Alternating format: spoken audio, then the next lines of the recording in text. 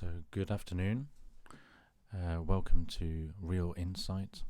I've renamed the channel as I want to get away from any truthing boxing that people might put me in. That is what we are doing. We are discovering the truth about things and uncovering lies, trying to get to the crux of the matter, so we can make informed decisions and educate ourselves. And today I'm going to be reading a CIA document, translations on USSR science and technology, biomedical sciences, effects of non-ionizing electromagnetic radiation. So we'll go to that full screen for you. The report contains information on aerospace medicine, agrotechnology, bioacoustics, biochemistry, biophysics, environmental and ecological problems, food technology, microbiology, epidemiology and immunology, marine biology, military medicine, physiology, public health, toxicology, radiobiology, veterinary medicine, behavioral science, human engineering, psychology, psychiatry and related fields, and scientists and scientific organizations in biomedical fields. Right, so we'll go down to the contents. This particular paper is about effects of non-ionizing electromagnetic radiation. And the first test is arterial pressure as related to exposure to low intensity microwaves and high temperature. The next one is reactivity of bone marrow megakaryocytes in albino rats exposed to microwave low intensive electromagnetic field. Third one, contraction function of the myocardium in patients suffering from rheumatoid arthritis with microwave therapy, according to polycardiography data. The next one, effect of different SHF energy levels on the functional state of the body. Next one, effects on the organism of brief daily exposure to low frequency electromagnetic fields. So that'll be very interesting. Continued, the influence of the electric field of an electrical power transmission line on communication lines service personnel. Next one, electric and magnetic properties of biological membranes. Very interesting. Electromagnetic ecology and compatibility. Biological effect of millimeter radio waves. Effect of the Earth's magnetic field on some regulatory functions. Heliogeomagnetic and meteorological factors in the process of adaptation.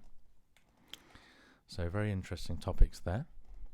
So the first one we're going to go into, arterial pressure as related to exposure to low intensity microwaves and high temperature. So it was reported in numerous works of the 1950s and 1960s that there are hemodynamic changes of a vagatonic nature, or vagatonic, I'm not sure how to say that, usually evaluated as specific reactions of the organism to radio waves. Vagatonic vegetavascular reactions were demonstrated primarily with exposure to super high frequency electromagnetic fields of the order of hundreds of microwatts per square meters to a few milliwatts per square meters. Several authors, listed here, observed asthenic, neurasthenic manifestations, vegetavascular changes related to increased excitability of the sympathetic branch of the autonomic nervous system, and lability of arterial pressure with a tendency toward hypertensive or hypertensive reactions in individuals exposed to SHF microwave electromagnetic radiation for long periods of time. There are indications of possible development of neurocirculatory disorders of the hypertensive type under the influence of microwaves of up to hundreds of microwatts per square meter in publications of the last few years. The objective of the present work was to study vascular tonus in individuals whose work involved exposure to low-intensity microwaves. A total of 885 workers in the radio and electronic industries were submitted to a polyclinical examination.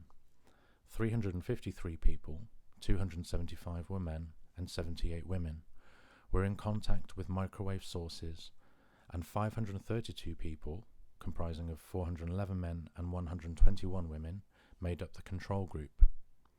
We analysed the data of preliminary and periodic physicals on the base of outpatient charts.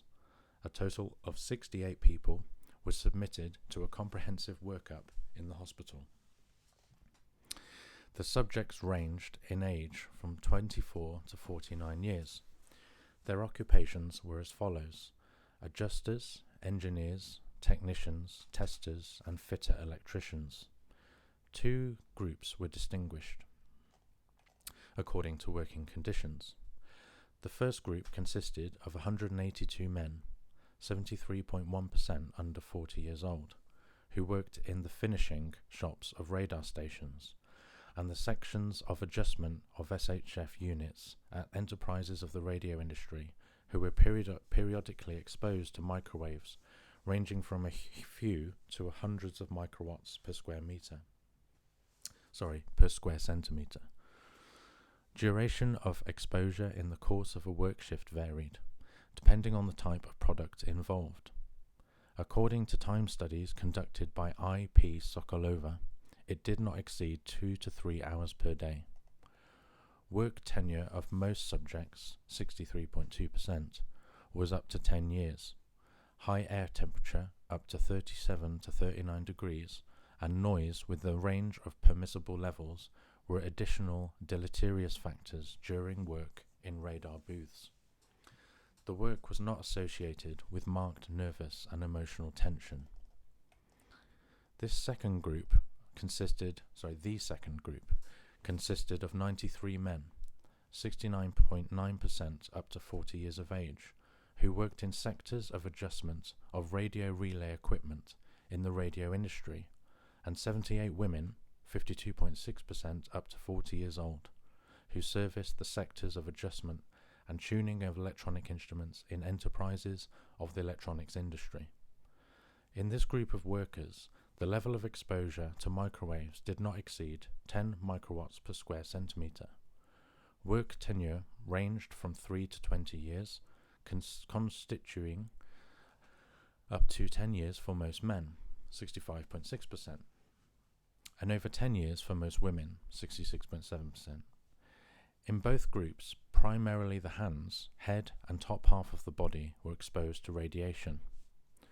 The workers in the control group, consisting of 411 men, 72.7% of them up to 40 years old, and 121 women, 81% of those were up to 40 years old, were not exposed to any deleterious industrial factors. The general clinical examination of the first, second, and control groups of workers showed most of them to be essentially healthy, while the others presented signs of vegetavascular dysfunction.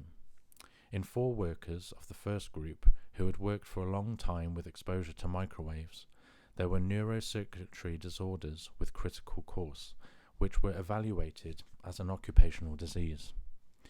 We are submitting the results of measuring arterial pressure, submitted to statistical processing as related to sex, age, work tenure, and working conditions. Arterial pressure was measured by the oscillative method of Korotkov in 3 positions: seated, standing, and lying down, with determination of the reactions to physical loads in men of up to 40 years of age in the first and second groups. The range of fluctuations of arithmetic mean level obtained in the following control age groups, 20 to 29, 30 to 39, and 40 to 49 years, was used as the norm for arterial pressure indices.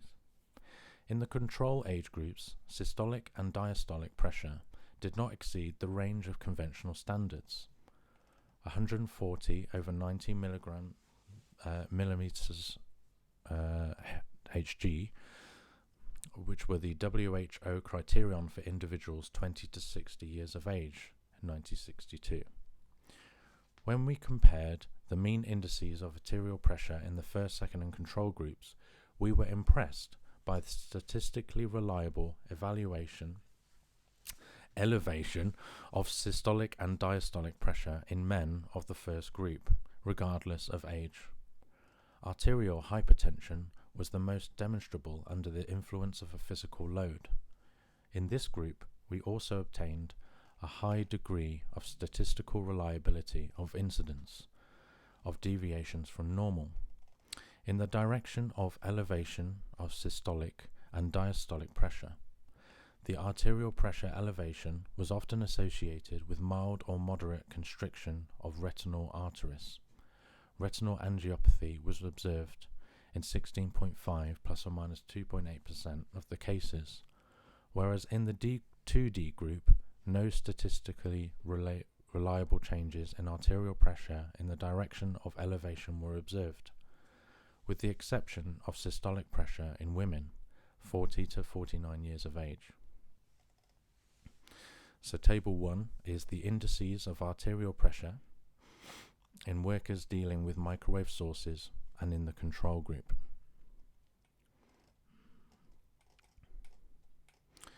Analysis of arterial pressure indices in the first and second groups of men up to 40 years of age revealed reliable changes in systolic and diastolic pressure in the first group with work tenure of 5 or more years.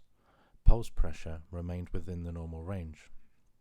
Pressure asymmetry was demonstrated only in a few men over 40 years of age and with tenure of 15 to 20 years, mainly during sympathoadrenal crises.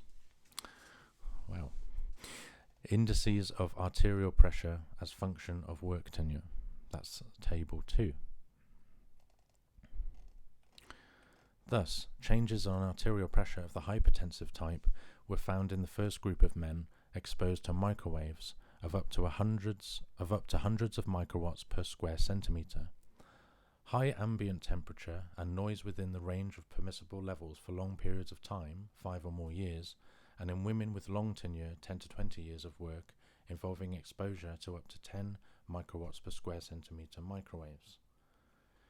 In order to define the role of noise in onset of hypertensive states, we analysed Table 3, the indices of arterial pressure in the first group of men 30 to 49 years of age who worked in either sector, sectors A and B, as related to working conditions.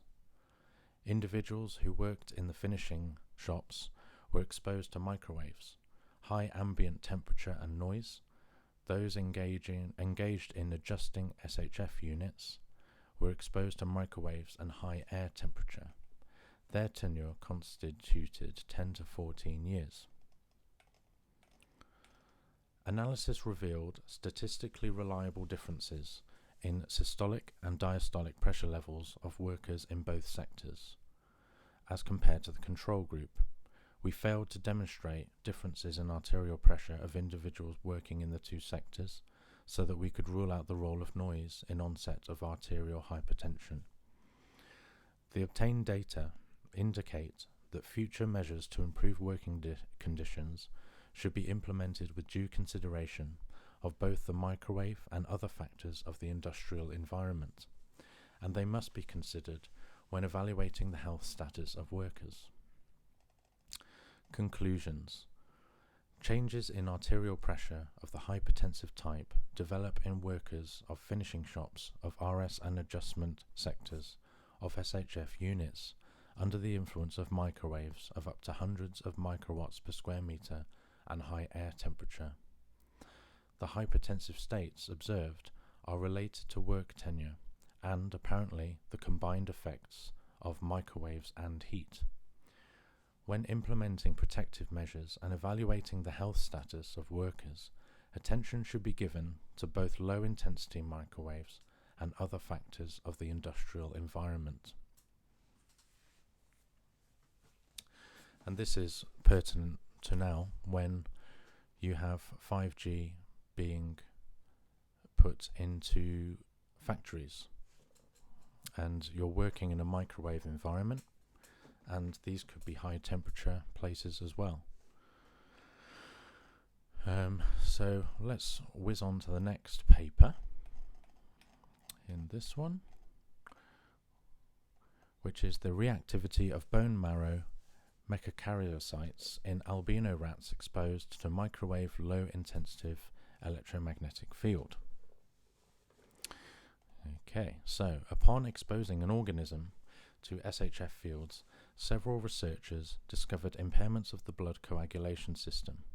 In other words, widespread or localized hemorrhages in various organs, and thrombocytopiosis of the peripheral blood were noted. That doesn't sound very good.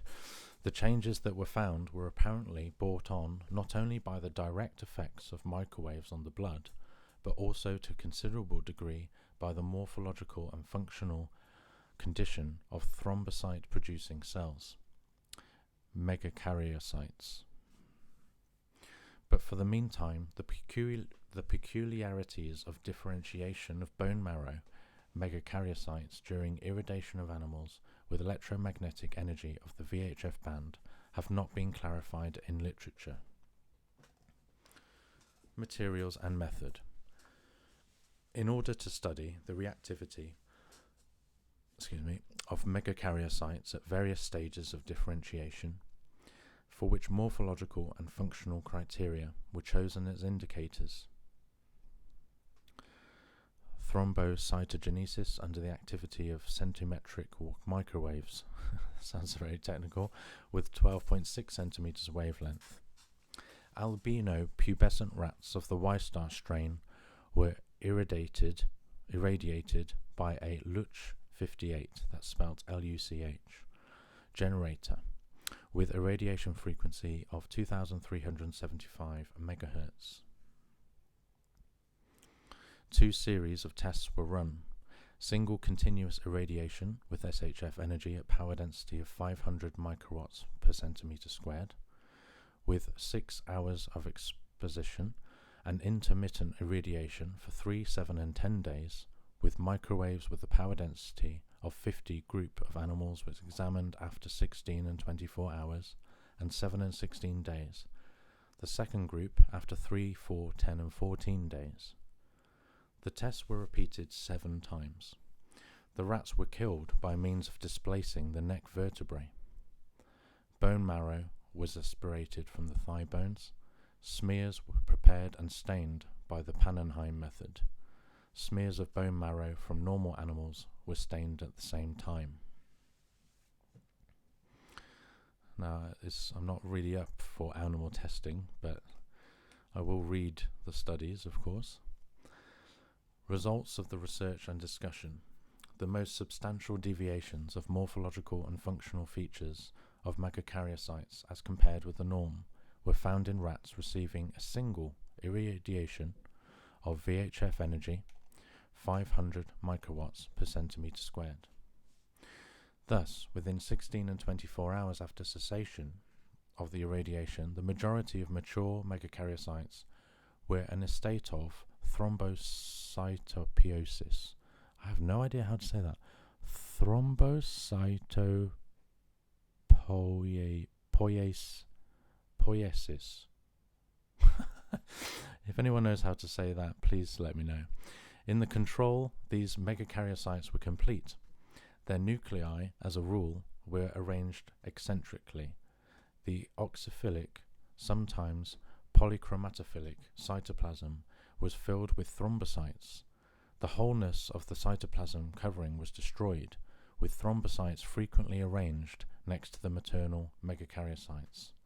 Large islets of thrombocytes territorially united by cytoplasm were often found in the smears, which indicates they were formed by means of plasmatosis. Normally, such islets are very rarely observed. Some of the mature megakaryocytes were broken down within 16 and 24 hours and cessation of the irradiation. The cytoplasm of the disintegrating cells became oxyphilic and swollen. The nuclei are pygnatized, arranged eccentrically and removed from the cytoplasm. All ensuing stages of the enucleation we observed. 4, 3, and 2 anuclear megakaryocytes. Sometimes the nucleus's exit is accompanied by blistering of the cytoplasm. Under the effect of microwaves with power density of 500 microwatts per centimeter squared, reinforced intensive thrombopoiesis apparently takes place, accompanied by cellular exhaustion and a loss of life capacity. A megakaryocyte at the limit of exhaustion continues to produce thrombocytes pinched into the shape of strands. The cytoplasm, deprived of a nucleus, is oxyphilic with fine pisophyll granular surface. In 7 and 16 days after irradiation, the number of mature megakaryocytes that are producing thrombocytes is significantly reduced. Destructive forms were not found in 16 days. Megakaryocytes at various stages of differentiation do not differ morphologically from their counterparts in the control.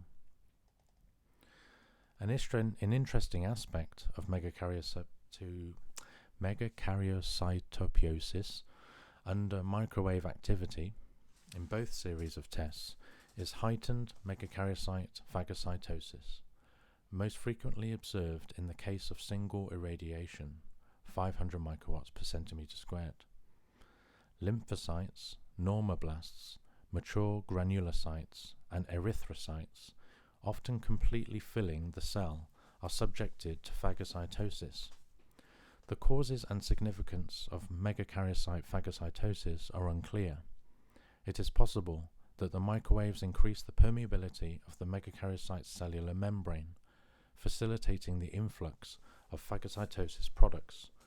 It is also possible that the contents of absorbed cells are reutilized by the megakaryocytes to some extent. A possible interrelationship can be surmised between such phenomena as enucleation of pycnotized nuclei that have exhausted their function. Phagocytosis, reutilization of the nuclear material of phagocytosis products with a mature megakaryocyte in a state of functional activity can maintain for some time. It is known that phagocytosis is a stereotype reaction that is involved in the most diverse processes in the course of an illness. It is entirely possible that under the effect of CHF, some of the megakaryocytes acquire the characteristics of macrophages engulfing the disintegrating bone marrow cells. In the majority of cases, however, the products of phagocytosis are completely normal cells.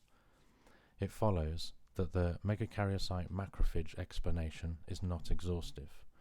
The biological significance of megakaryophagocitosis is linked with more profound intracellular transformations. Now, if you're a biologist, you're going to understand that way better than me and most people out there.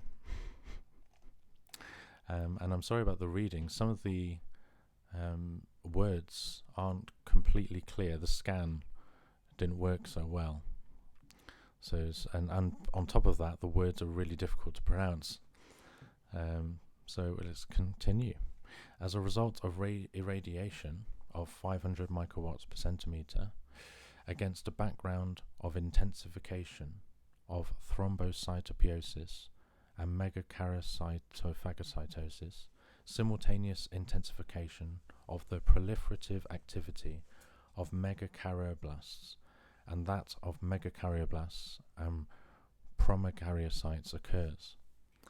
The frequent appearance of 3- and 4-poled mitoses of megakaryoblast and islets of promegakaryocytes, closely touching the cellular membranes and chiefly distinguished by size, is observed within 16 to 24 hours after the effect of the reactor. Megakaryocyte islets are rarely found in the bone marrow of healthy animals, and as a rule consist of 2 and only in isolated cases 3 cells. It follows that the significant increase in the number of 2 and 3 cell groups and the frequent appearance of 4 cell associations in the marrow can only be explained by the multiplication of promegakaryocytes from their original forms under the direct influence of super high frequency vibrations. Inasmuch as mitosis in the promegakaryocyte islets has not been found by us, it can be assumed that the basic method of multiplication is amitotic. The diverse size and structure of the cells in each islet confirms this. Under the effect of an SHF field with intensity of 50 microwatts per centimeter squared over 3, 7 and 10 sessions, the destructive changes of megakaryocytes are expressed to a lesser degree. Plasmatosis of the cytoplasm and lysis of nuclei were observed only in rats with hemorrhaging in the bone marrow. Intensification of the functional and proliferative activity of megakaryocytes, as compared with the control, correlates with the increase of sessions of irradiation. It follows that the morphological and functional characteristics of megakaryocytes under the effect of an SHF electromagnetic field of the indicated intensities bear witness to the significant reactivity of the cellular elements of megakaryocytopiosis, whatever that says. Megakaryocytopiosis. I think that's right. Reinforced thrombocytopiosis and intensification of the proliferative activity of megakaryocytes and promegakaryocytes should be assumed to factors of compensatory significance. The reinforcement of megakaryocytophagocytosis. Seriously? Megakaryocytophagocytosis. That is absolutely crazy. Is apparently associated with the changes of the biophysical and chemical properties of the cells during the process of irradiation. This phenomenon can be compensatory and adaptive. I challenge you all out there to try and say megakaryocytophagocytosis. Megakaryocytophagocytosis. That's absolutely mental. And just stringing loads of words together. Conclusions. Under conditions of single 500 microwatts per centimeter squared and intermittent 50 microwatts per centimeter squared over 3, 7 and 10 sessions, application of SHF energy, 6 hours exposition, some megakaryocytes are destroyed. Functional activity, thrombocytopiosis, is reinforced as compared with the control, with the great expression in the case of single application. Reinforcement of megakaryocytophagocytosis occurs at 1 and 4 days after exposure to microwaves in all variations of the tests. Intensification of the proliferative activity of megakaryocytes and promegakaryocytes occurs at 1, 4, 7, 14 and 16 days after cessation of SHF applications, which is evidence of the compensatory and restorative processes in the megakaryocytopiosis system. Now that was a really hard read, and I bet that was a really hard listen as well. There's the biography if you're interested in this.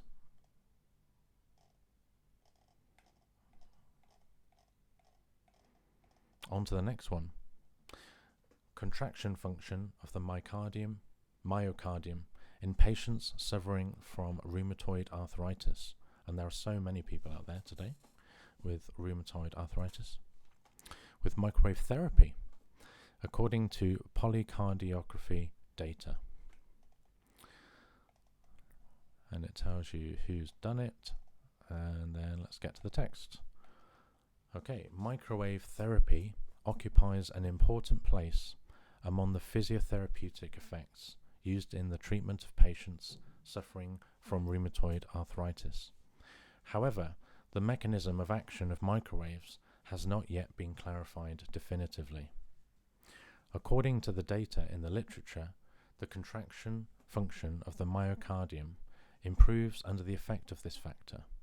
At the same time, microwaves have a negative effect on the cardiovascular system, especially in individuals with heart pathology. So that's an important one there. I'll read that again. At the same time, microwaves have a negative effect on the cardiovascular system, especially in individuals with heart pathology. Can I highlight it? No, I can't.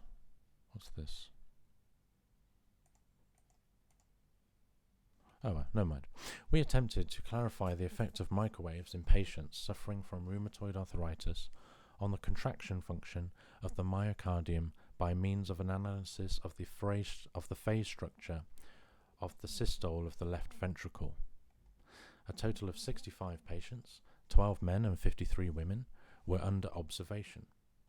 There were 8 patients aged 5 to 19, 29 patients aged 20 to 29, and 28 patients aged 30 to 40.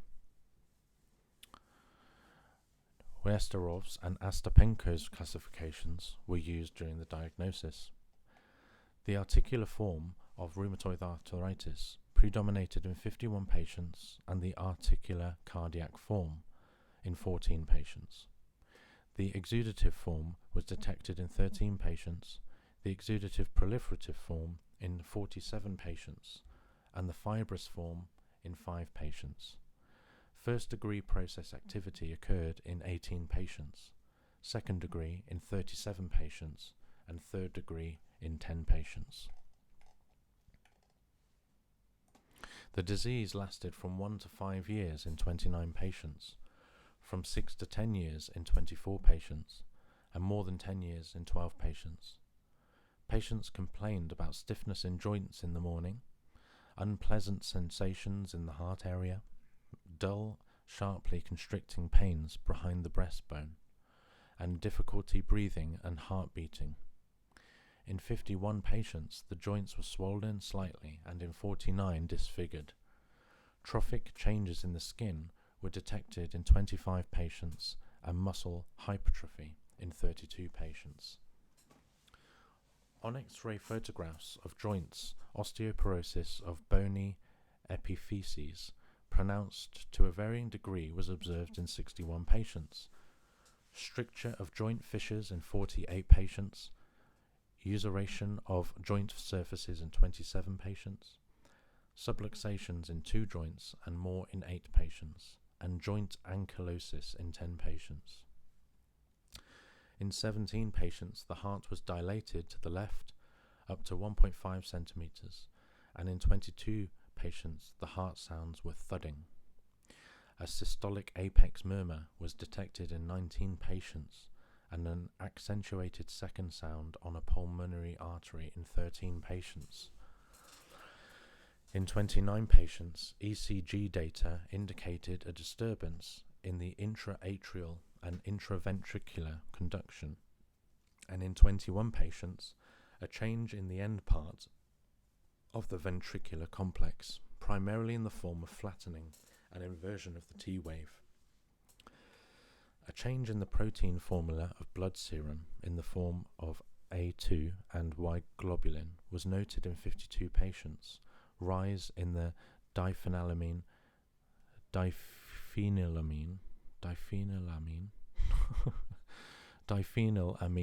test indices. In 46 patients, rise in the antistreptolysin, that wasn't right either, antistreptolysin, 0 titer.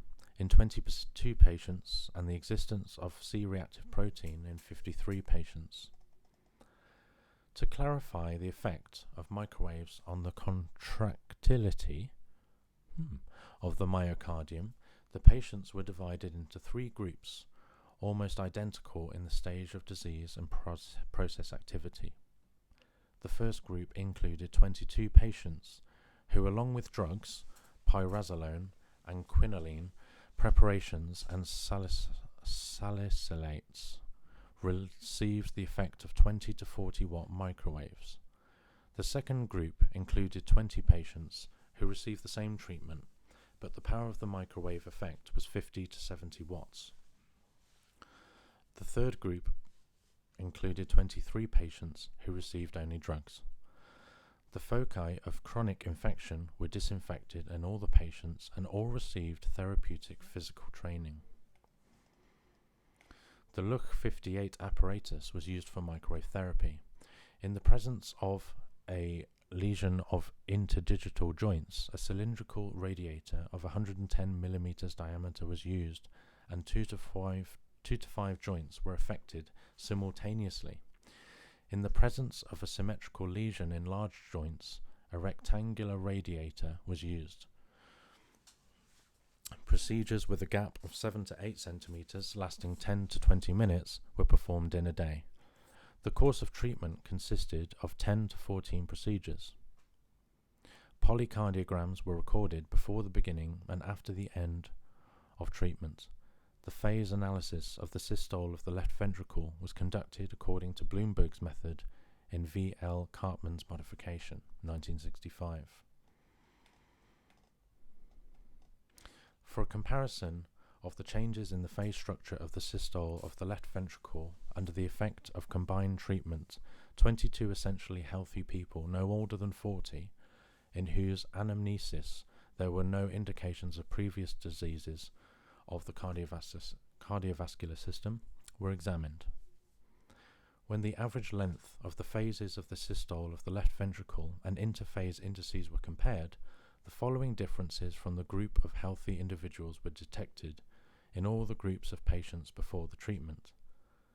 Lengthening of the period of tension due to both its constituent phases, shortening of the phase of expulsion, and lowering of Bloomberg's mechanical coefficient. The intrasystolic index, the initial rate of increase of intraventricular pressure, and the average rate of ventricular emptying. At the same time, a direct relationship between the activity of rheumatoid arthritis and phase changes in the heart activity was noted. After treatment, a positive dynamics of ECG indicators was observed, primarily in the form of improvement in the atrial and the intraventricular conduction, and increase in the voltage of the T wave in 14 patients of the first group, in 4 patients of the second group, and in 10 patients of the third group. Deterioration, all these words are difficult, of ECG data was noted in 6 patients of the second group. Depression of the T wave and reduction in the voltage of the QRS complex. During an analysis of the phase structure of the systole of the left ventricle, shortening of the period of tension was noted in 17 patients of the first, 11 of the third, lengthening of the period of expulsion in 19 and 9 patients respectively, an increase in the mechanical coefficient and intrasystolic index in 17 and 13 patients respectively. These changes indicate a favorable effect of low-power microwaves on the contractility of the myocardium.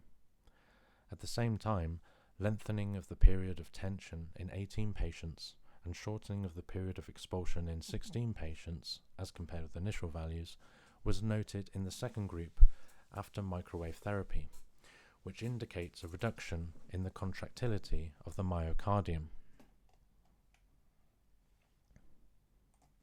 The initial rate of increase of intraventricular pressure and the average rate of ventricular emptying are of great importance for judging the contractility of the myocardium. Under the effect of treatment, these indices reach normal values in patients of the first and third group. In patients of the second group, they were lowered, which indirectly indicates an unfavorable effect of the high-power microwaves on the cardiac muscle.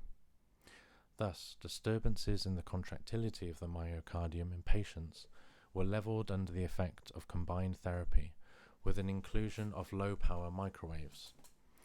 This should be taken into consideration when prescribing microwave therapy, especially to patients with a visceral form of rheumatoid arthritis with a predominant heart lesion. And now we have, if you turn your head round, it looks like it's all in Russian, but this is the change in the phase structure of the systole of the left ventricle in patients suffering from rheumatoid arthritis. Note, the proper magnitudes of phase indicators are presented in parentheses. So all the numbers are there, but you have to be able to read Russian to see the rest. Okay.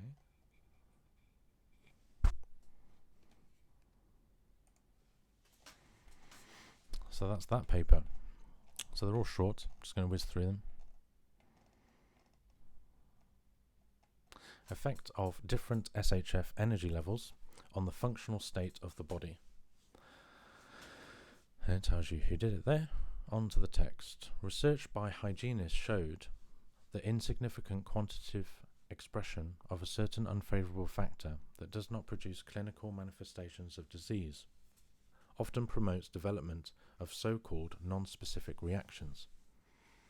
The reason research is urgently needed on various aspects of the biological action of low-intensity stimuli is that effects such as these are especially typical of modern environmental conditions.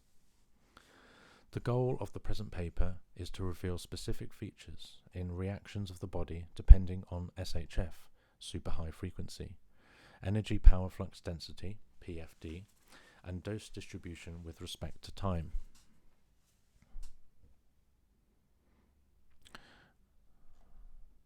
Sorry, 1 second.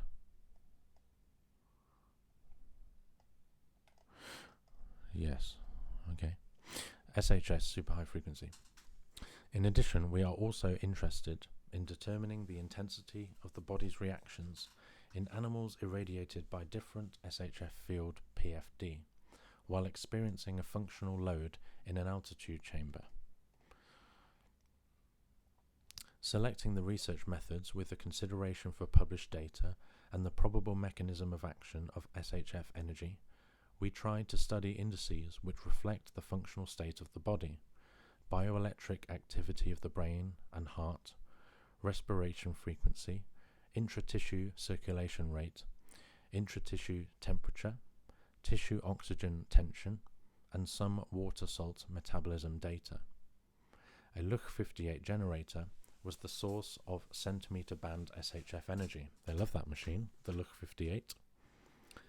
Moreover, considering that the reactions of a healthy and an ill body to the same effect have important significance to evaluation of harmful environmental factors.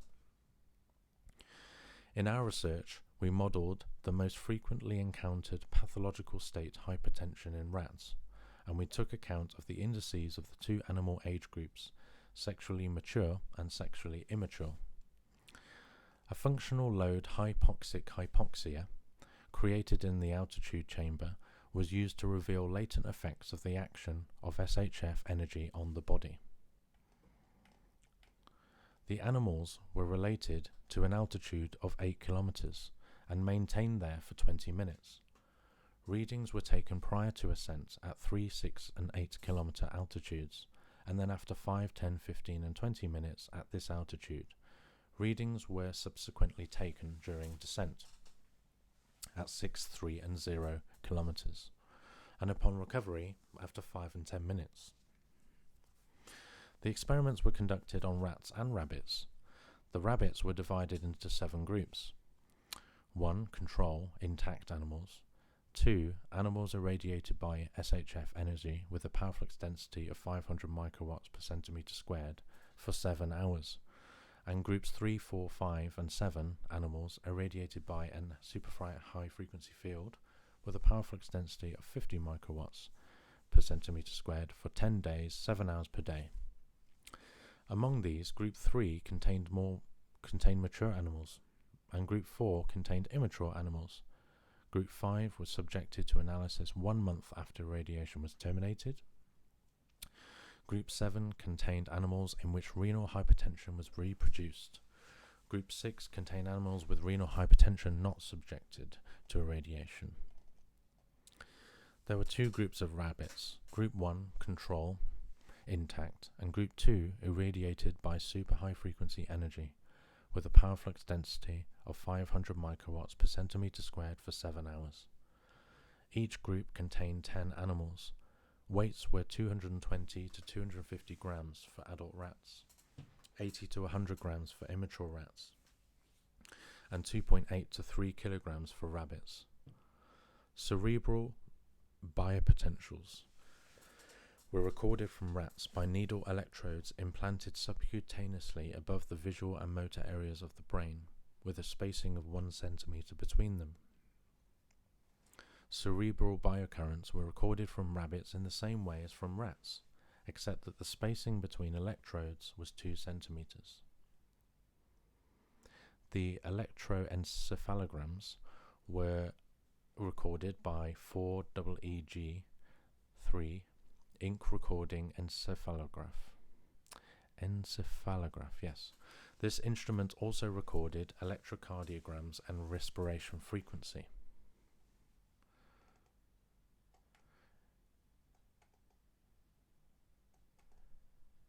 Intratissue circulation rate was determined with differential thermocouples. Oxygen tension in the tissues was recorded polarigraphically with exposed platinum electrodes. A TPM1 electronic thermometer was used to determine animal tissue temperature. Among indices of water salt metabolism, we considered daily diuresis, specific weight, concentration of hydrogen ions, titrational acidity, sugar, protein, chloride concentration, and the total chloride quantity in urine. The research established that different body functions reacted in different ways to the selected factors. Imposition of a hypoxic load upon the animals permitted us to obtain additional data indicating specific features in the changes in functional indices during the period of recovery after irradiation. We recorded differences in the functional parameters of the animals depending on the PFD of the SHF energy and the exposure time. Thus, the experimental results indicate that body reactions exhibit changes of greater significance in response to single irradiation, a power flux density of 500 microwatts for 7 hours, than in response to fractional radiation, 50 microwatts per centimeter squared for 7 hours a day, for 10 days. These changes manifested themselves as more highly pronounced inhibition of hemodynamics, water salt metabolism, and cerebral bioelectric activity. An analysis of the research showed that the most significant changes in intratissue temperature were recorded from animals irradiated by a super high frequency field with a power flux density of 500 microwatts per centimeter squared for 7 hours, and from animals with reproduced renal hypertension irradiated by a PFD of 50 microwatts per centimeter squared for 10 days, 7 hours per day, while experiencing the dynamics of a hypoxic load. The reductions in the intratissue temperature of the animals indicate a corresponding change in the body's energy processes. The most highly pronounced changes in frequency of respiratory movements in response to an SHF field were noted among animals with renal hypertension. After being irradiated by a PFD of 50 for 10 days, their respiration frequency increased by 1.5 times over the control level. Simultaneously, we observed faster respiration by animals after irradiation by a PFD of 500 for 7 hours, and by a PFD of 50 for 10 days, 7 hours per day. As a way of compensation, the frequency of cardiac contractions in rats experiencing a hypoxic load increased until an altitude of 6 kilometers was reached, after which the frequency was observed to decline. The most drastic changes in cardiac contraction frequency were noted among animals irradiated by an SHF field with a power flux density of 500 for 7 hours, and among irradiated animals suffering reproduced renal hypertension. Published data also indicate a dependence of the extent to which cardiac activity changes are pronounced on the waveband and irradiation conditions. Oxygen tension in the tissues of experimental animals subjected to irradiation by SHF energy increased over the control level. Thus, when rats were irradiated by a PFD of 500 microwatts per centimeter squared for 7 hours, the oxygen tension in the tissues was 68.2 mmHg, which exceeded the PO2 of intact animals by a factor of 2. After animals were irradiated by an SHF field with a PFD of 50 for 10 days, 7 hours per day, once again the PO2 increased to 61.3 mmHg, significantly above the control level. The tissue oxygen tension of rats normalizes 30 days after irradiation. That's a long time. Oxygen tension in animals with experimental hypertension was 46 mmHg, which was significantly different from control. When rats suffering hypertension were irradiated by a dose of 50 for 10 days, 7 hours per day, the PO2 increased even more. These data indicate differences in the reactions of an ill body and a healthy body to SHF field exposure. It's very important. The rate of intratissue circulation changes in response to SHF energy exposure, but significant differences were noted only in group 7. We should note that when hypoxia induced by an altitude chamber is employed, the intratissue circulation rate decreases more slowly in irradiated animals than in control animals. Changes in relation to control were noted in the QRS complex of electrocardiograms recorded from animals in groups 2, 3, 4 and 7. On analysing cerebral bioelectric activity, we revealed the most significant changes in animals of groups 2, 3, 4 and 7. Cerebral biopotential amplitude increased somewhat in response to an SHF field, while frequency decreased. These deviations from control exhibited in the electroencephalogram of experimental rats were revealed during a functional load in the presence of hypoxia, 8 kilometers 20 minutes. They were most highly pronounced among animals in group 2, 500 microwatts per centimeter squared for 7 hours. Data obtained on the effect of an SHF electromagnetic field on kidney function and water salt metabolism indicated that daily diuresis, chloride elimination, and the acid-base balance are the most sensitive. The SHF energy PFD we worked with, 50 and 500, have an inhibitory effect upon the water and salt eliminating function of the kidneys and upon excretion of free hydrogen ions. In addition to quantitative changes in these indices, we noticed certain qualitative differences as the dose was increased. The quantitative and some qualitative changes in kidney function and water salt metabolism are directly dependent upon the intensity of SHF radiation. The higher the PFD, the more highly pronounced are the functional changes. All changes in the condition of kidneys and in water salt metabolism in response to an SHF field were reversible in our experiments, normalization occurring 30 days after irradiation was terminated.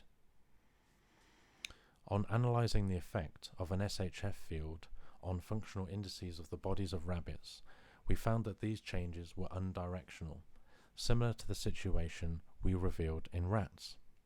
However, the extent to which the changes were pronounced and the extent of their recovery were somewhat different, depending on the animal species.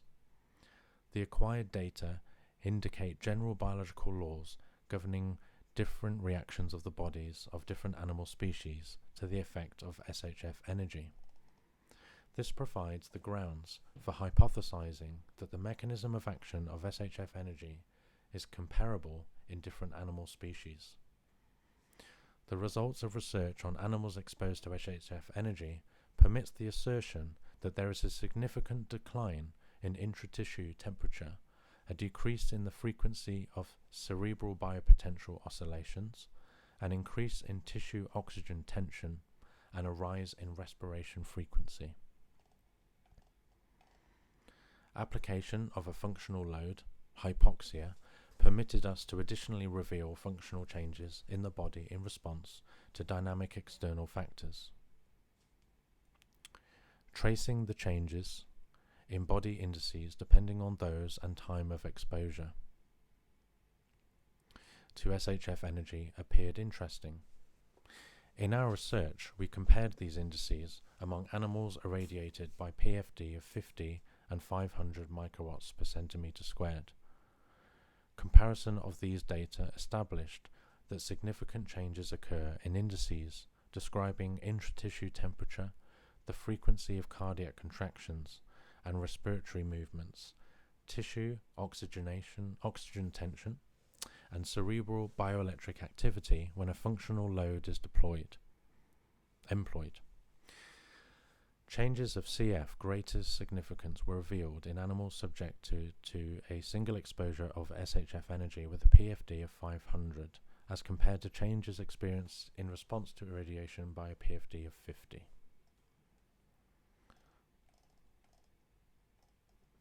On comparing data obtained from intact animals with data from animals in which renal hypertension was modelled, we revealed significant differences in the frequency of respiratory movements and cardiac contractions, tissue oxygen tension, and cerebral bioelectric activity. Analysis of the recovery period following exposure to SHF energy demonstrated that the principal indices of the irradiated animals returned to control levels 30 days after irradiation.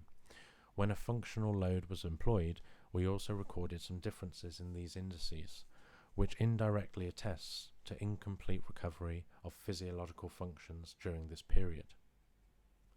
And so, the biological effect of the action of super high frequency energy was recorded in some indices describing hemodynamics, central bioelectric activity, the cardiovascular system, the respiratory organs, thermoregulation, and water salt metabolism. We were able to establish specific features in the reactions of a healthy body and an ill body dependent upon age, and to reveal the general laws governing biological action of SHF energy upon different animal species.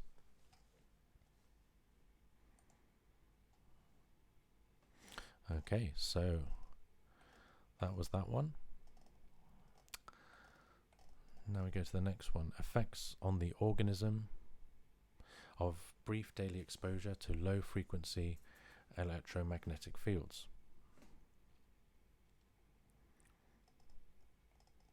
Experimental studies were conducted at the Kiev Scientific Research Institute of General and Municipal Hygiene for the purpose of hygienic evaluation of electromagnetic fields of industrial frequency in populated areas.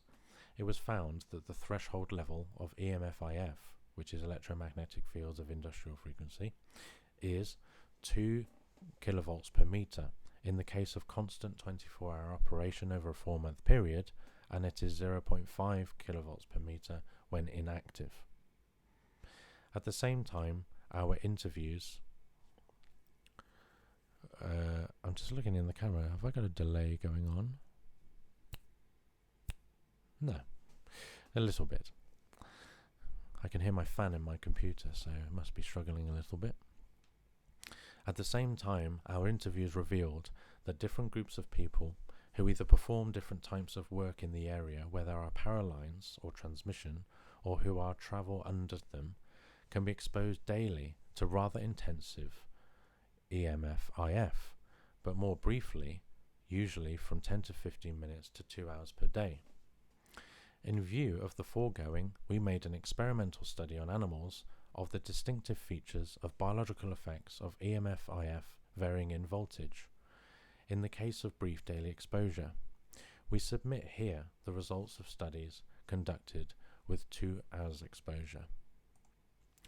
This study was pursued on 200 white male rats, which were put in special cages with a simulated electric field of 50 Hz frequency generated by NOM-10 transformers. The first group of animals served as control. The rats in the second group were exposed to fields of 1 kV per meter for 2 hours daily for 4 months. The third group to fields of 2 kV per meter, third to 4 kV per meter, fifth to 7 kV per meter. I think that should say fourth. And sixth to 15 kV per meter daily for the same period of time. The table summarizes the results of studies conducted at the end of the experiment. We have submitted mainly indices with respect to which a marked and reliable difference was demonstrated between the control and experimental groups of animals. In the course of the experiments, we failed to record signs of deviations in behavioral reactions of the experimental groups of animals as compared to the control. But toward the end of the experiment, we observed some change in colour of pelage, which also developed small areas of alopecia in the 5th and 6th groups of animals, as well as a reliable decrease in weight gain and efficiency, shorter time of swimming with a load corresponding to 10% of body weight. So this table shows you the indices of animals conditioned towards the end of the experiment. We have animals weight swimming test in minutes, correlation between chronaxia of antagonist muscles, extensors to flexors, threshold summation index, blood cholinesterase, maximum radiodine uptake by thyroid, radioiodine, blood glucose level, blood residual nitrogen level, and blood urea. The studies of physical condition of personnel servicing high-tension substations pursued at the All-Union Scientific Research Institute of Labour Safety revealed that individuals whose work involved exposure to EMF-IF presented, first of all, changes referable to functional state of the nervous system, to which we devoted special attention. With reference to indices of functional state of the nervous system, the earliest changes in the 5th and 6th group of rats after the end of the first month of exposure were referable to the threshold summation index and latency period of the reflex. The same animals presented a reliable decrease of the ratio between chronaxia of antagonist muscles of the crus. These changes were demonstrable after the end of the 2nd month and 3rd month of exposure, and they progressed thereafter. At first, the decline of ratio between muscular chronaxia was referable mainly to an increase in chronaxia flexors. Then, along with increased chronaxia flexors, we recorded a decrease thereof in extensors, which resulted in lowering the ratio index. In the opinion of Lepic, the author of chronaxia theory, the differences in levels of antagonist chronaxia observed under normal conditions are determined by the influence of the nuclei rubri of the brain, of the subordination centers. For this reason, it may be assumed that the changes we demonstrated in chronaxia in the 5th and 6th group of rats are related to weakening of subordinating influence of the central nervous system on the periphery. On the whole, the nervous system changes described in experimental animals are indicative of impairment of dynamic equilibrium between excitatory and inhibitory processes in the cerebral cortex, with predominance of the latter. The increased blood cholinesterase activity in animals of the 5th and 6th groups may be indicative of impaired biochemical homeostasis, which implements stability of nervous processes. A study of thyroid function revealed that, starting in the 3rd experimental month, there was some depression of thyroid function in the 5th and 6th groups of animals, as indicated by decline of maximum uptake. Consequently, neuroendocrine regulation of the organism also undergoes changes under the prolonged influence of EMF-IF. This also affected metabolic processes to some extent. In particular, we observed elevation of residual nitrogen, urea and glucose levels in the blood of animals exposed to 7 and 15 kilovolts per meter of EMF-IF. The increased activity of blood lactate and succinate dehydrogenases and elevation of parameters of respiration and phosphorylation of liver mitochondria, which was observed with 7 and 15 kilovolts per meter fields, is indicative of the effect of the factor under study on energy metabolism. It was also noted that the respiratory chain of liver mitochondria phosphorylated less ADP than in the control. In the case of utilization of succinate and alpha ketaglutarate, evidently EMF-IF have the capacity to injure the mitochondrial and endoplasmic membranes. In peripheral blood, only a reliable decrease in reticulocytes was demonstrable in the 6th group of animals after the 2nd and 3rd months of exposure to EMF-IF, after which there was a gradual normalization. We failed to demonstrate appreciable changes in indices of non-specific immunity in experimental groups of animals. At the end of the experiment, the 6th group of animals presented a reliable increase in ascorbic acid level of the adrenals, as well as in relative weight of the testes, which revealed dystrophic and destructive changes in cells of the spermatogenic epithelium and interstitial tissue. The figure illustrates levels of some trace elements in the liver, the most important reservoir of trace elements. We see that even exposure to 4 kilovolts per meter leads to a reliable depletion of iron, copper, and molybdenum, the metabolism of which is closely interrelated. A reliable decrease in iron level in the liver, as well as a number of other organs, brains, bones, etc., was demonstrated even in the 2nd group of animals exposed to 1 kilovolt per meter fields. However, in this instance, we failed to observe changes in iron levels of blood, which was indicative of possible preservation of homeostasis under these conditions. And here's 3 tables. Trace element content of liver after 4-month exposures of animals to EMF-IF.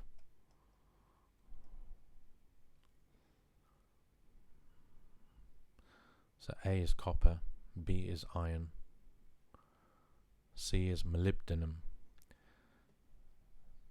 A control, B 1 kilovolt per meter, C 2 kilovolt per meter, D 4 kilovolt per meter, 7 kilovolt per meter, F 15 kilovolts per meter. So you can see A, you can see it clearly going down each time. Copper goes down as you increase from 1 to 15 kilovolts per meter. Iron takes a steep drop between 1 and 4 kilovolts per meter, and then as you increase from there, it does decrease but less. And molybdenum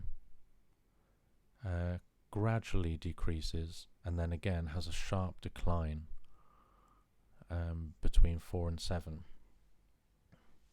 kilovolts per meter. All of the described changes were reversible, and they disappeared within 30 to 45 days after discontinuing irradiation, something which isn't possible today in this environment, with 1G, 2G, 3G, 4G, 5G and 6G round the corner. You have to discontinue irradiation completely to heal. The results of these experimental studies on animals indicate that according to most parameters, the threshold level of field voltage is 7 kilovolts per meter, and subliminal levels is 3 to 7 kilovolts per meter. For this reason, we supplemented this study with observations of 10 volunteers who remained in a 5 kilovolt per meter electric field for 2 hours daily for 1 month. The field was generated by a super high voltage 330 kilovolt power line under natural conditions. These dynamic observations, where am I? I can't read that word.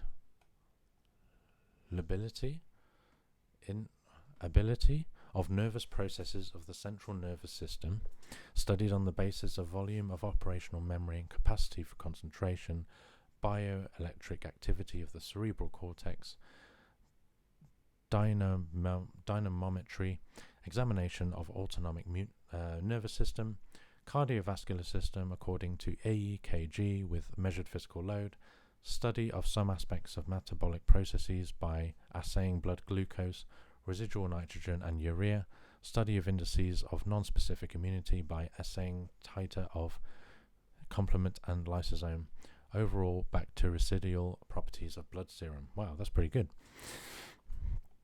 So we'll have to look at that. What's it say? The result of these experiments. We supplemented this study with observations of 10 volunteers. So I'd love to see that. Failed to demonstrate appreciable changes as compared to background data. The volunteers made no complaints throughout the observation period. Okay. So here are the conclusions. Super high tension power lines of 330, 500 and 750 kilovolts or more are linear sources of low frequency electromagnetic fields in populated areas around which the EMF-IF reaches a level of 12 to 17 kilovolts per meter. And there are some groups of people who could be exposed to it for 10 to 15 minutes to 2 hours. Some people live under power lines. Daily 2-hour exposures to EMF-IF for 4 months with fields of 7 and 15 kilovolts per meter elicits adverse changes in experimental rats, which are referable to body weight, efficiency, threshold summation index, latency period of reflex, ratio between chronaxia of antagonist muscles, blood cholinesterase, whatever that says, activity, blood urea, residual nitrogen and glucose content, thyroid function, composition of peripheral blood, state of energy metabolism, balance and interorganic distribution of trace elements, and morphology of internal organs. Exposure of white rats to EMF-IF leads to significant change in balance and distribution of trace elements in the organs, and their levels rise with increase in field tension, so that this is a rather sensitive criterion of the effects of this factor. The results of our experimental investigations revealed that 7 kilovolts per meter is the threshold voltage according to most indices. In the case of 2-hour exposure, and 4 kilovolts per meter is the subliminal level. Observations of volunteers revealed that exposure to 5 kilovolts per meter elicits no changes. By virtue of all of the foregoing, a field level of 5 kilovolts per meter can be recommended as the maximum permissible voltage of brief, not more than 2 hours, exposure of people in the range of action of electric fields of 50 Hz frequency. So that would be good to see if those recommendations are still being followed. I bet you they're not. Okay, on to the next one. The influence of the electrical field of an electrical power transmission line on communications line services personnel. A 3-phase alternating current electrical power transmission line, abbreviated LEP, at a voltage of up to 220 kilovolts, when intersecting or coming close to an open wire communications line, which is abbreviated LS, can have a dangerous effect on the service personnel of the communications line only if a person comes in direct contact with the communications wire, which is located in the electrical field of the LEP. So they're going to say LEP a lot, which is a three-phase alternating current electrical power transmission line. EP, electrical power transmission line. When communications lines come... Why did they say communications lines? When communications lines come close to or intersect electrical power transmission lines with voltages of 330, 500, 750 kilowatts and above, as has been established by special research, the electromagnetic field of these lines also becomes dangerous to the line service personnel, even if a person does not touch the communication wires, but is located underneath the LEP conductors or at a communications line supporting pole running parallel and close to the ultra-high voltage line or intersecting this line. Medical research has established the fact that a harmful influence is exerted on the human organism, not primarily by the magnetic field, but by the electric field of a three-phase LEP, with a line voltage of from 330 kilovolts and above. The Industrial Safety Institute of the USSR Public Health Ministry, in conjunction with the Power Engineering Ministry of the USSR, have established norms for the permissible amount of time spent by service personnel in the electrical field of an LEP, depending on its voltage, based on the research which has been carried out. So table 1 is the electric field intensity. Time allowed for a person to stay in the electrical field. So if it's an intensity of 5 kilowatts per meter, it's unlimited time.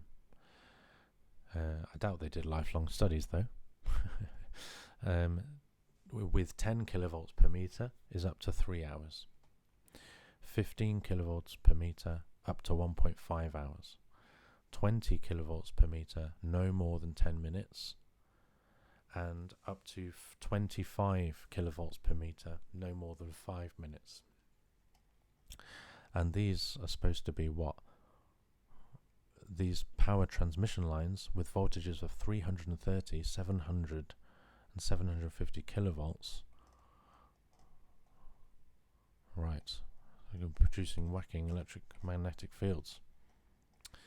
It follows from the data of the table that open wire communications lines have to be positioned at different distances from electrical power transmission lines, such that the electrical field intensity of the LEP around the communications line does not exceed 5 kilovolts per meter. In accordance with the table, we shall determine the boundaries of the dangerous zones around electrical power transmission lines, with voltages of 330, 500, 750 and 1200 kilovolts. By means of solving Maxwell's equations, we shall compute the potentials and the intensities of the electrical fields of three-phase electrical power transmission lines at different line voltages. Shown in Figure 1 are a section through a three-phase LEP, positioned above the ground, and the mirror image of the conductors. Indicated in the drawing are all the quantities included in the equation for the determination of the potentials and intensities at the point P. B1, B2 and B3 are the heights at which the conductors are suspended. S is the distance between the phases above the surface of the ground. A1P, A2P, A3P are the distances from the LEP conductors and their mirror images to P. Zone 1 corresponds to points P, located above the ground between the center and outside phase. Zone 2 corresponds to the points P, located beyond the projections of the outside phases. And there's some time for you to look at that. You probably definitely need to get this paper and read it if any of that makes sense to you. A little bit too technical for me. The electric field potential at any point P is found as the sum of the potentials produced by each conductor of the electrical power transmission line individually. And there's the equation.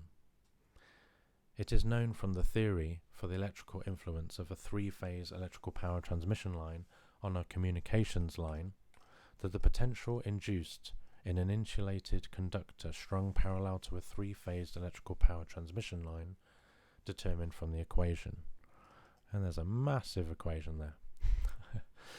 It is obvious that this same formula also applies for the determination of the potential at the point in the air, point P in the air, space located at the suspension level of the insulated communications line conductor. The symbols included in the formula mean the following. U theta, I think that is the phase voltage of the three-phase electrical transmission line. U0 is the residual voltage of the three-phase electrical power transmission line system with respect to ground. Alpha P1, alpha P2, alpha P3 and alpha 11 and alpha 12 are potential coefficients. For example, alpha 11 equals, can't see that symbol, equals K in 2B1 over R. R is the equivalent radius of a separate phase of the electrical power transmission line. Assuming that UO equals 0, the absolute value of the complex electrical field intensity underneath the conductor and close to the LEP conductors at the point P can be defined as this equation, which you can see.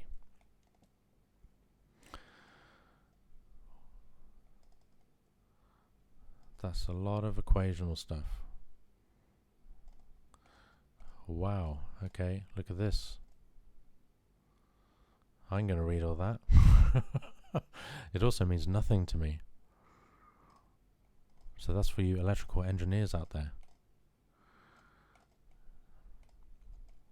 In calculating the magnitudes of the electrical field intensity at various points above the surface of the ground and below the conductors of the LEP, and to the side from it at different distances, we will use Table 2, where the LEP parameters are given for various line voltages. The magnitudes of the field intensity were computed for a point positioned at a height of y equals 1.8 meters above the surface of the ground for electrical power transmission lines and voltages of 330, 500, 750 and 1200 kilovolts with a span length of 400 meters by means of substituting the data from the table in the formulas.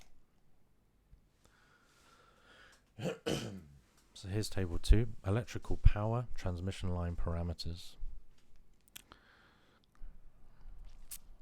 You have phase voltage, spacing between the phase conductors, number of conductors per phase, the equivalent phase radius, suspension height of the conductor, line clearance at the center of a span, and the equivalent capacitance of the phase to ground circuit.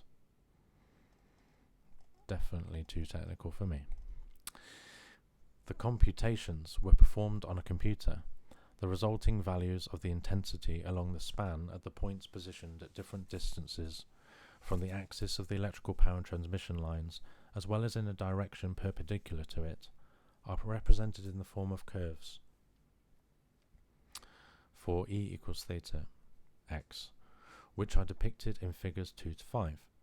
Additionally, indicated in these figures at intervals of 5 kilovolts per meter are the zones of dangerous influence of the electrical power transmission lines.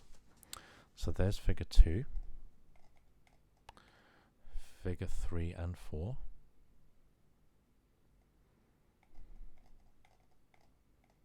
and figure 5.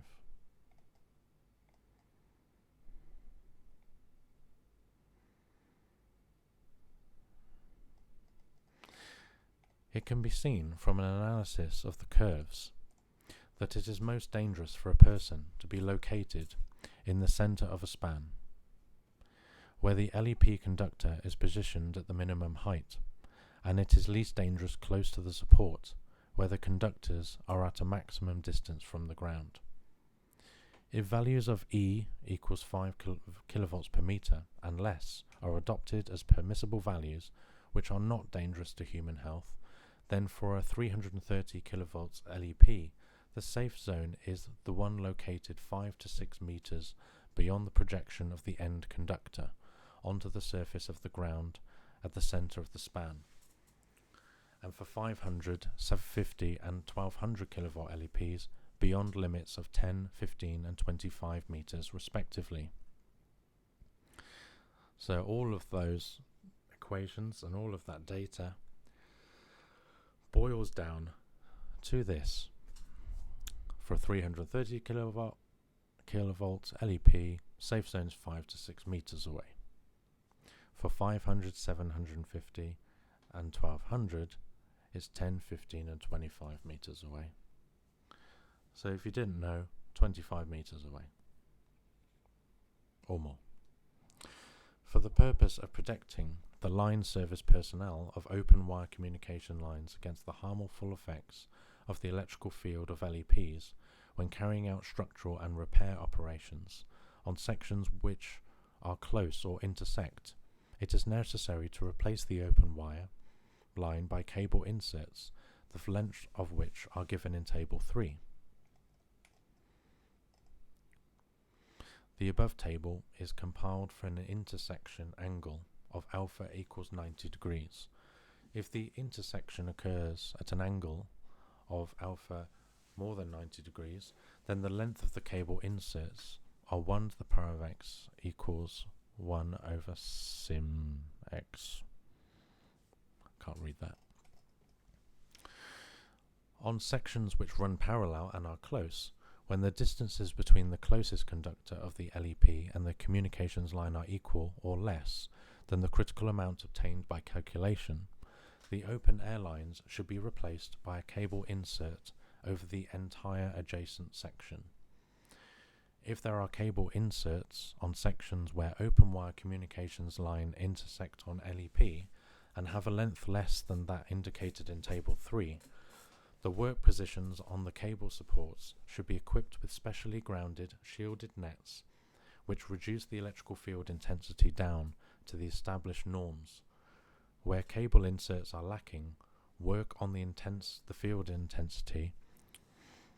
Where cable inserts are lacking, work on the supports of open air communications lines which are located in the zone of influence of an LEP electrical field should be carried out only when using an individual shielding set, included in which are a protective suit, a jacket and pants or one-piece suit, shielding headgear, and special electrically conductive footwear.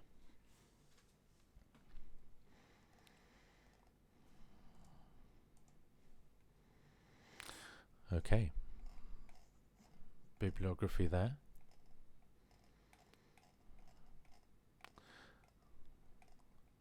And now we're moving on to the next one. Electric and magnetic properties of biological membranes. Article by a Doctor of Chemical Sciences. I'll keep his picture up. Got to keep his face. Seaman Yefimovich Bresler, Doctor of Chemical Sciences, is head of the Laboratory of Biopolymers at the Leningrad Institute of Nuclear Physics. Imeni B.P. Konstantinov of the USSR Academy of Sciences and the Department of Biophysics at the Leningrad Polytechnical Institute. He is a student of A.F. Toff and D.L. Talmud. He is the author of a large number of works on physical chemistry of polymers and molecular biology and of the following books: Physica y Chimia Macromolecule. You can tell what that says. Physics and Chemistry of Macromolecules. Leningrad, also published in Japan. Molecular Biology, published in the USSR, 3rd edition, United States, Czechoslovakia and Poland. At present, he is engaged in problems of molecular biology and genetics. So that's the guy. On to the paper. Electric phenomena play an important part in biology. As far back as 1791, in his first experiments in electrophysiology, Galvani discovered muscular contraction in a severed leg of a frog, when potentials of a small difference were applied to it. Sea animals, for example, the electric ray, capable of killing their catch with high voltage electric discharges, have been known for a long time. At first glance, all this seems paradoxical. The intracellular fluid, cytoplasm, conducts electricity well. In conductivity, its ionic medium corresponds approximately to a 0.15 molar solution of sodium chloride. In what way can marked differences in potentials be created in such a conducting medium? It is easy to answer this question if it is taken into consideration that all cellular membranes as well as intracellular organelles, for example mitochondria, consist of membranes conformed by insulating lipids. Although the thickness of individual membranes is only 50 to 100 A, potential differences on the order of 0.1 volts are formed on each of them, which produces intramembrane fields on the order of 100,000 volts per square meter. As a result of summation, sets of millions of membranes can produce the high voltages mentioned above. The reason for the formation of membrane potential lies in the selective conductivity of membranes for some ions. For example, a membrane can be permeable to potassium, but not to sodium. Anions usually do not pass through the lipid layer. If on both sides of such a membrane potassium salt concentrations are different, potassium ions will diffuse through the membrane and create a potential difference on it, because anions cannot follow them, which will exactly balance the tendency of potassium toward diffusion. The so-called Nernst diffusion potential is formed. Now it has been firmly established that the potential jump on a membrane is exceptionally important. In particular, according to the modern theory of transmembrane transport, which is Mitchell's theory, the electric field inside a membrane creates flows of the necessary substances from the environment into the cell or from the cell to the environment. Today, the structure and functions of membranes have been studied quite well. Laboratory models of biomembranes are even made. A layer made of mixture of lipids is applied to a hole in a hydrophobic plate made of polyethylene or Teflon underwater. By measuring the capacity or electric conductivity, it is possible to observe how the lipid film becomes thinner. Finally, the thickness of the layer reaches around 100 and so-called black spot is formed. The name emphasizes its invisibility. In such a form, a membrane can exist for many hours. Some substances, for example tonophores, which transfer ions through a non-aqueous medium, can be introduced into the lipid. Then the lipid film becomes conducting for certain ions, which can be easily measured if a potential difference on the order of 0.1 volts is applied to it. The electric properties of membranes greatly depend on the nature of the ionophore introduced into them. For example, the antibiotics alamethicin or gramicidin create pores or canals in the lipid film, through which single-charged cations penetrate selectively. It is interesting that if the lipid film is frozen by cooling, the canals remain, and the passage of ions through them does not stop.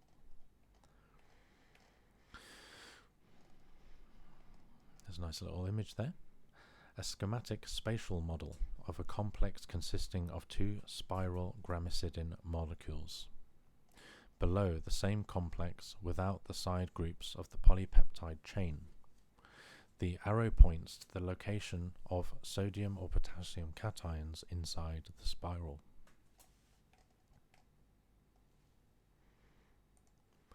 So what is the molecular structure of the canals for the passage of ions?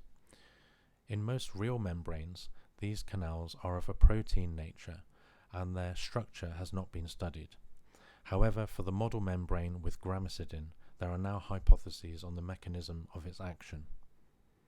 Gramicidin is a polypeptide consisting of 15 amino acid radicals. Several gramicidin molecules form a complex convoluted into a spiral tube and located perpendicularly to the membrane plane. By measuring the electroconductivity of the film and knowing that at low concentrations of gramicidin it depends on its concentration, approximately to the 6/9 power, it can be concluded that this complex consists of 6,9 molecules. Since grammacidin spirals contain water repellent, hydrophobic groups on the outside and polar, hydrophilic groups inside, outside they are solvated, that is, moistened, with the lipid, and inside they retain a canal for the passage of ions. Incidentally, similar so-called canal complexes have been known to physical chemistry for a long time. When the electrical properties of a model membranes are studied, abrupt changes in electric conductivity with a change in the applied potential difference are observed. That is, nothing like the manifestation of the ordinary Ohm law.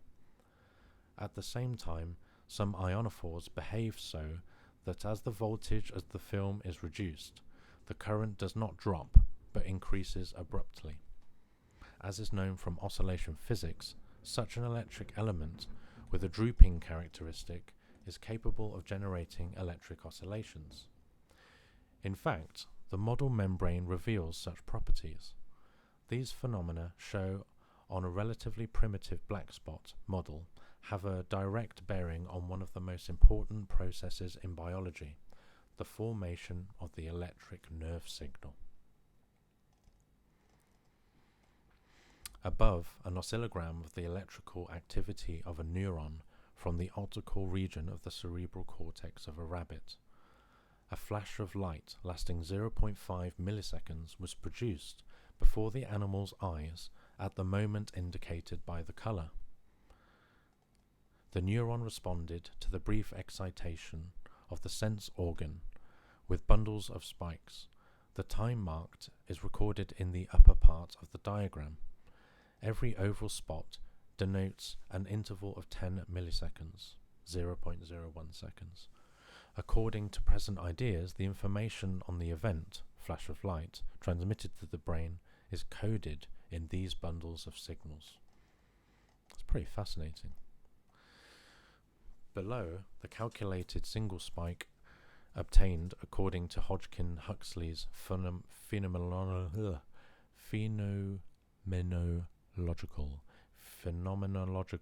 that's another hard word, theory. The characteristics of this phenomenon can be seen on it. The potential differences at a certain axon point is plotted among the ordinates, and the time is indicated along the abscisses.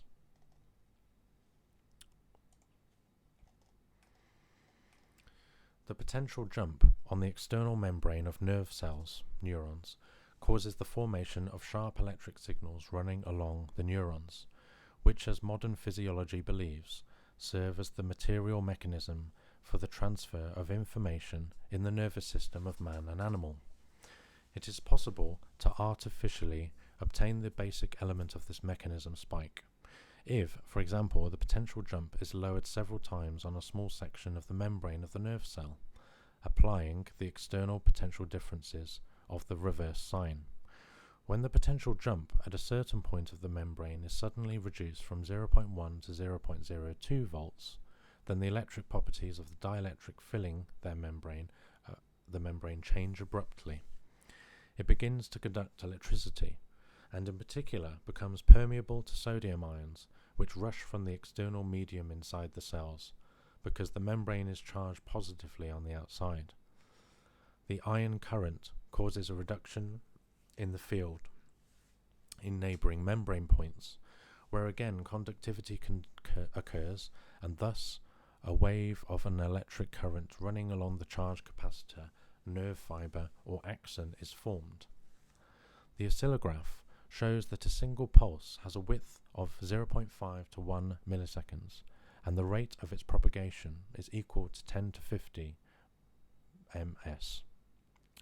When the impulse has run through the membrane, its electrical properties change again. It no longer passes sodium ions, but conducts only potassium ions. Potassium concentration within the cell being 30 times greater than outside the cell.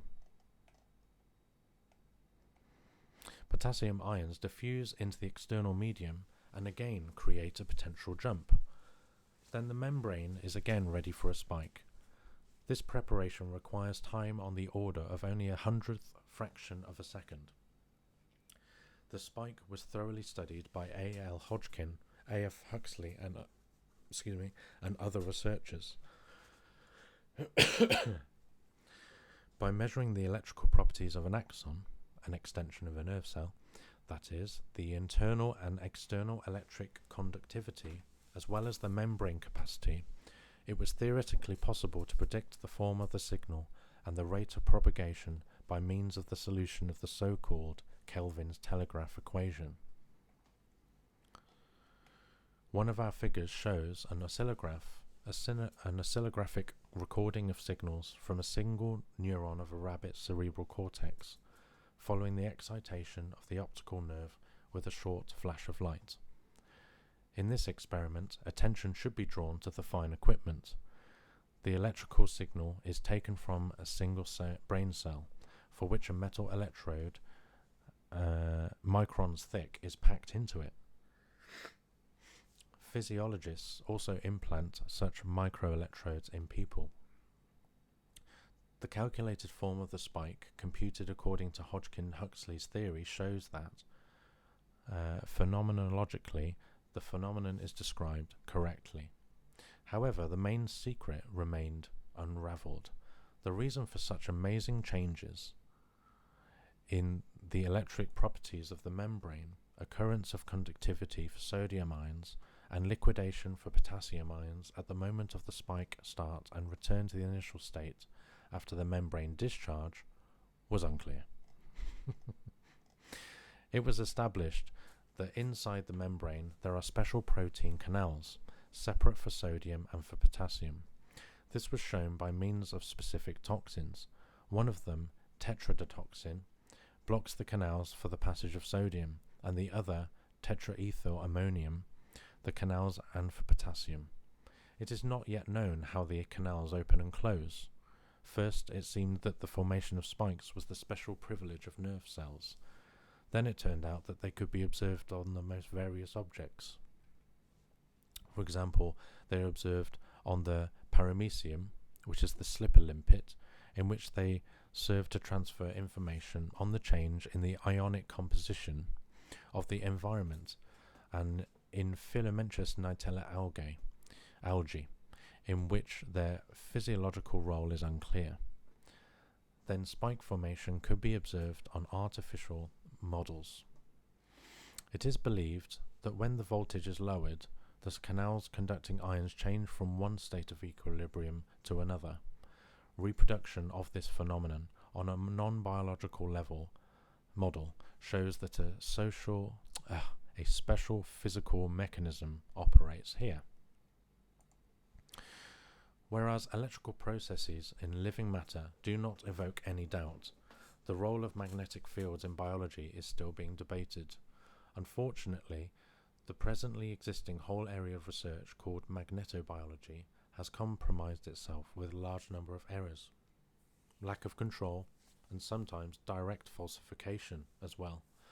The experiments pertaining to the effect of weak fields are especially suspicious. I shall recall the story with the magnetic bracelets manufactured by Japanese firms for the treatment of numerous diseases and prohibited by the Japanese government as an outright deception. As a result, skeptical attitude has taken root among scientific workers, and articles completely denying magnetobiology have appeared. From our point of view, first of all, it is necessary to understand the physical mechanism of action of the magnetic field on cells. The period of study of biological objects, when it was believed that any miracles are possible in them, is already past. Biological objects are complex systems, and at the system level, they sometimes manifest unexpected regularities. However, all the elements of biological systems, moreover, they as a whole, are subjected to general physical laws. Its constituent molecules have now been studied well, and one can approach them with the ordinary criteria of molecular physics. The following question arises. In principle, is it possible to observe the effect of the magnetic field on biological molecules? At first glance, the answer will be negative. In fact, all biologically important substances, for all practical purposes, are diamagnetic, a weak magnetic moment, where X is the magnetic susceptibility and H is the field, is induced in their molecules.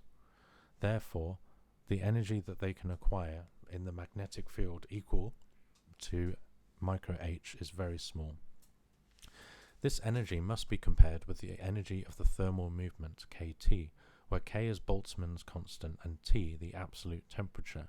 From the comparison it follows that the relation in micro h to kT is equal to 10 to the power of minus 7, and even quite a large field, h equals 10,000 OE, and the energy acquired in the magnetic field are negligibly small. In electric fields, molecule orientation is determined by the criterion epsilon E over kT, where epsilon is the dipole moment and E is the electric field. For fields on the order of 10 to the power of 5 volts over Sm, this criterion is epsilon E over kT, and then a funny symbol I don't know, 10 to the power of minus 2, equal or almost or around, I think that is, just as small as compared with a unit. A model of the so-called liquid mosaic structure of a membrane. Get that image up for you. Lipid molecules form double layers, the membrane basis. The chains in individual crystal domains are parallel, but the spatial orientation of various domains is different, although on the average the angles of slope are the same. The polar groups of lipids are shown in the form of small circles, and proteins in the form of small islands, partially penetrating the membrane. The lipid layer is liquid, and the protein macromolecules retain their mobility along the membrane. Their position in the membrane is determined by the lipid wetting them. However, this simple consideration does not exhaust the problem. The point is that many organic molecules, up to 5% of all the presently known organic compounds, form so-called liquid crystals in a certain temperature region. This means that their molecules are packed into ordered formations, that is, domains containing millions of molecules. The forces of interaction among neighbouring spatial asymmetrical molecules are the reason for this. At the same time, the substance remains liquid, mobile, and deprived of elasticity with regard to the shift, because the degree of order inside the domains is still relative, not comparable with such true crystals. When liquid crystals are placed in an electric or a magnetic field, strong dependency on the field intensity, orientation effects studied by physicists for a long time occur in them. The point is that in a magnetic field the domains are anisotropic. If they consist of prolate chain molecules, in the field the domain should be reconstructed as though recrystallized, so that the long axis of the molecule coincides with the direction of the magnetic field. At the same time, the change in energy will be n micro h over kT, where n is the average number of molecules in a domain, and this criterion can attain a magnitude on the order of a unit in fields accessible for an experiment. Now the following question arises: are there liquid crystal domains in biological objects? It turns out that the lipids of which membranes are made are typical liquid crystals of the so-called smectic type, forming layers parallel to the oriented chain molecules. This means that the orientation of lipid domains in electric and magnetic fields is not only possible, but also inevitable. Protein particles, which serve as canals for the ions, are located inside a lipid membrane and are orientated according to the orientation of lipids, because with their hydrophobic side surface, they are closely linked with lipid molecules. Therefore, from the point of view of physics, the effect of the magnetic field on the membranes and on membrane permeability is quite natural. Here, mention should be made of another observation during which the effect of a moderate magnetic field on the order of 100 to 1000 OE on the kinetics of processes was revealed. It concerns the effect of a magnetic field on the photoconductivity of organic substances, on luminescence, and on some photochemical reactions in which paramagnetic molecules, for example oxygen, participate. Physically, this phenomenon is quite clear. It is difficult to say now whether it has any bearing on biology. It is not ruled out that photochemical and photoelectric processes in living nature, photosynthesis, and the work of the organs of vision can prove to be a target for the effect of magnetic fields in this mechanism. Let us examine the orientation in a magnetic field 10,000 OE of a suspension of rods taken from the retina of a frog's eye. The rods consist of lipid molecules orientated by their long axis along the rod axis.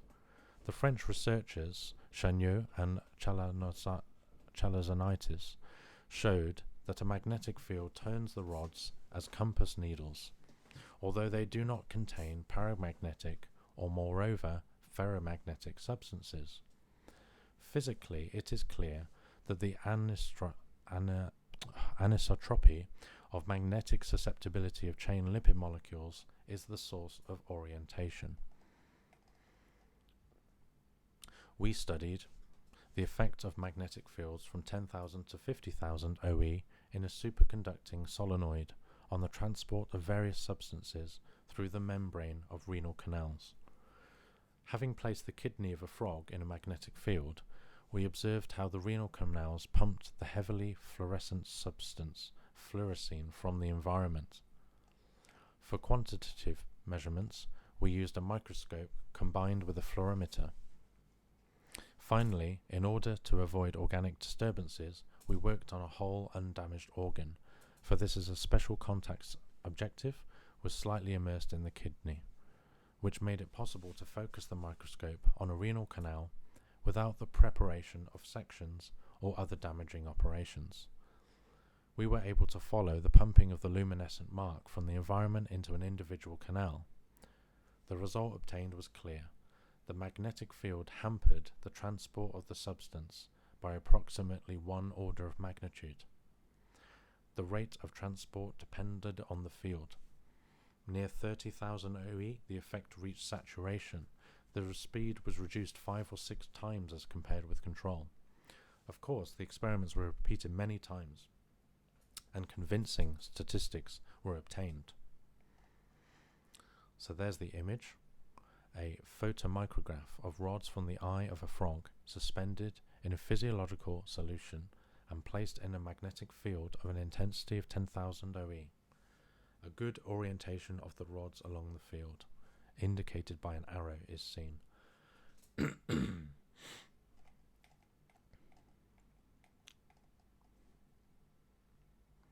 However, the kidney proved to be not quite a convenient object. Wonder why? Because the different canals in it have a different spatial orientation. Therefore, in subsequent experiments, we used a choroid plexus from a rabbit's brain. Of course you would. This is a special organ in the form of a fine transparent strip which sucks from the cerebral fluid ballast substances into capillary blood vessels.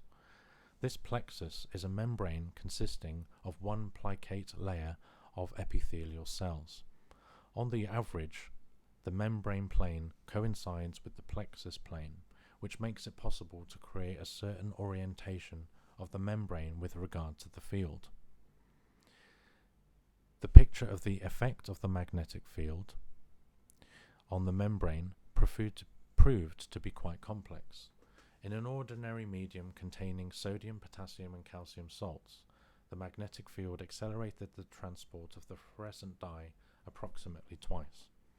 At the same time, the effect was observed only when the membrane was perpendicular to the direction of the field, and during a parallel orientation the effect was absent. It is known that lipid molecules are by no means always perpendicular to the membrane plane, an X-ray structural analysis shows that usually they are inclined approximately at an angle of 60 degrees. Probably the carriers of organic ions are also inclined, and this inclination is not optimal for transport. The inclusion of the magnetic field should rectify the molecules of lipids and accordingly of the carriers, which apparently accelerates the transport. A different situation is created if calcium concentration in the medium is greatly reduced. Calcium ions play an important part in the structure of the lipid layer because they strongly interact with the phosphate groups of phospholipids. The lack of calcium reduces the bond among lipid molecules.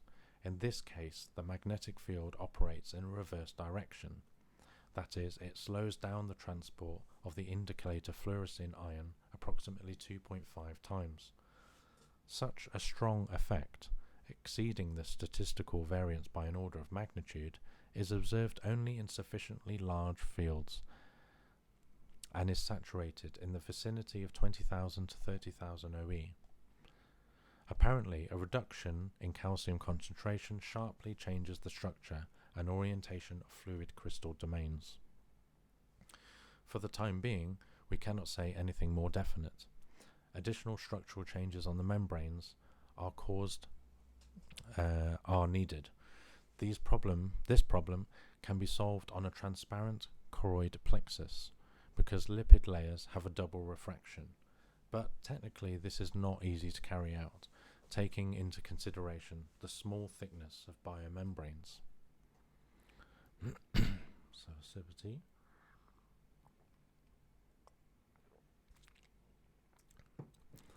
Let us now go back to the electrical phenomena in the membrane. Since protein canals are capable of changing their orientation and therefore permeability when fields are changed, as a result of the reconstruction of the lipid layer, the change in potassium and sodium conductance, that is, the opening and closing of canals for sodium and potassium during a change in the potential jump, is fully explainable. Before the spike, we have in the membrane a seemingly charged capacitor, in which the power lines are perpendicular to the membrane surface. At the spike moment, the charges are at a certain point of the membrane becomes equal to 0 and remains the previous in the neighbouring areas of the membrane. At the same time, the vector of the electric field near the short circuit turns 90 degrees and is directed along the membrane surface. In the end, the field disappears because the change on the capacitor is neutralized. The electric field in the membrane before the beginning of the discharge and at the moment when the discharge began at a certain point of the membrane, it is possible to initiate the discharge by applying a reciprocal potential difference at a given point. In the synapses of neurons, at the points where they contact with each other, the discharge is initiated with an ultramicroscopic droplet of a mediator, for example, acetylcholine. It is clear that these situations can correspond to different orientations of lipid domains. In practice, this leads to the fact that before a spike, the membrane conducts only potassium ions. At the moment of discharge, only sodium ions pass through the membrane, and after the discharge, potassium conductance again returns to the membrane. This means that, in fact, protein canals are capable of changing owing to the reconstruction of lipid domains in changing electric fields. Such a reconstruction should be accompanied by a change in the optic properties of the membrane at the same points where the spike runs. In fact, the change in the optic properties of the membrane, in particular in the double refraction at the spike moment, was discovered experimentally by Keynes, Tasaki and other researchers. Another significant observation was liquidation of spikes when the axon membrane is placed in a strong magnetic field, 16,000 OE, as a result of a certain orientation of domains imposed by the magnetic field was made in the experiments of a number of physiologists. Coming up, it can be stated that orientation phenomena in a lipid membrane are fundamentally important for many biological processes, in particular the transmembrane migration of ions and anything that follows this. The point of application for the effect of electric and magnetic fields to biological structures is precisely here. Wow, that was a very long one.